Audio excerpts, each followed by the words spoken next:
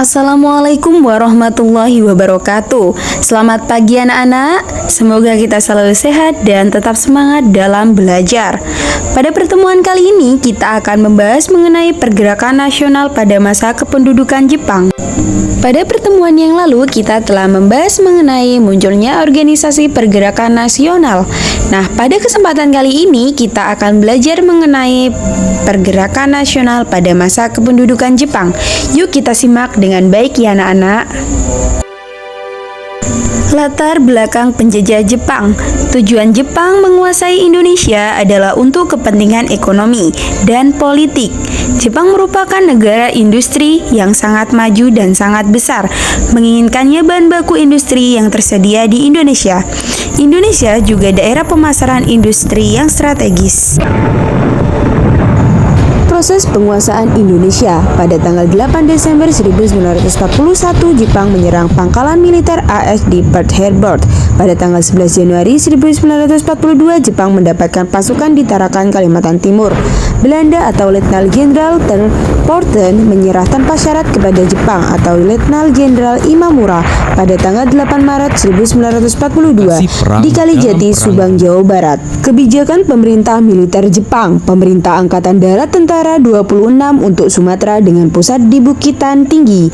Pemerintah Angkatan Darat Tentara 16 untuk Jawa dan Madura. Pemerintah Angkatan Laut Armada Selatan 2 untuk daerah Sulawesi, Kalimantan, Maluku dengan pusat di Makassar. Jepang melakukan propaganda dengan semboyan 3A, Jepang Pemimpin Asia, Jepang Pelindung Asia, dan Jepang Cahaya Asia.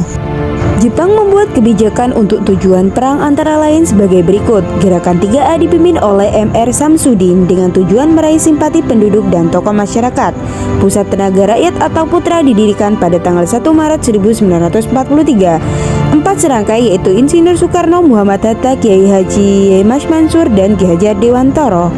Membentuk organisasi sosial Jawa Hokokai, Gerakan Kebaktian Jawa, tujuan pokoknya menggalang dukungan untuk rela berkorban demi pemerintah Jepang. Masyumi dibentuk pada tahun 1943. Jepang membubarkan Majelis Islam Ala Indonesia dan menggantikannya dengan Masyumi. Majelis Syuro Muslimin Indonesia dipimpin oleh Kiai Haji Hasyim Asy'ari. Pengerahan Romusa. Anggota Romusa dibentuk untuk membantu perang dan memancarkan aktivitas Jepang. Di antaranya membangun jalan, kubu pertahanan, rel kereta api, jembatan, dan lain-lain. Jumlah Romusa terbesar berasal dari Pulau Jawa yang dikirim keluar Jawa, bahkan Malaya, Myanmar, dan Thailand. Sehingga banyak pemuda yang pergi meninggalkan kampung halaman karena takut diangkut sebagai Romusa. Pembentukan semi militer. Keibodan merupakan barisan pembantu polisi untuk laki-laki berumur 20-25 tahun. Heiho yang didirikan tahun 1945 merupakan organisasi prajurit pembantu tentara Jepang. Pembela Tanah Air atau PETA didirikan pada tanggal 3 Oktober 1943, merupakan pasukan bersenjata yang eksploitasi kekayaan alam.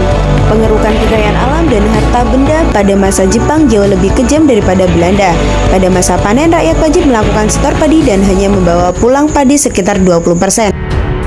Sikap kaum pergerakan memanfaatkan organisasi bentukan Jepang. Kelompok ini disebut kolaborator karena mau bekerja sama dengan penjajah. Sebenarnya cara ini bentuk perjuangan diplomasi. Tokoh-tokoh pemimpin putra seperti Soekarno, Muhammad Hatta, Ki Hajar Dewantoro, dan K.H. Mansur. Putra selanjutnya digantikan barisan pelopor dipimpin oleh Soekarno. Gerakan bawah tanah didirikan akibat larangan berdirinya partai politik pada zaman Jepang. Merupakan perjuangan melalui kegiatan-kegiatan tidak resmi tanpa sepengetahuan Jepang. Gerakan sembunyi-sembunyi. Tokoh antara lain Sultan Syahrir, Ahmad Subarjo, Sukarni, A. Amaramis, dan lain-lain. Perlawanan bersenjata. Perlawanan rakyat Aceh dilakukan oleh Tengku Abdul Jalil, seorang ulama di Cot Plieng, Aceh pada tanggal 10 November 1942. Perlawanan Singaparna, Jawa Barat oleh Kiai Haji Zainal Mustafa yang menentang Seikei atau menghormati Kaisar Jepang pada tanggal 24 Februari 1944. Perlawanan bersenjata. Perlawanan Indramayu, Jawa Barat pada bulan Juli 1944. Rakyat Laubener dan Sindang di Indramayu memberontak terhadap Jepang dipimpin oleh H. Madrian menolak pemungutan padi yang terlalu tinggi. Perlawanan Peta di Blitar, Jawa Timur dipimpin oleh Supriyadi, seorang Sudanco atau komandan peleton.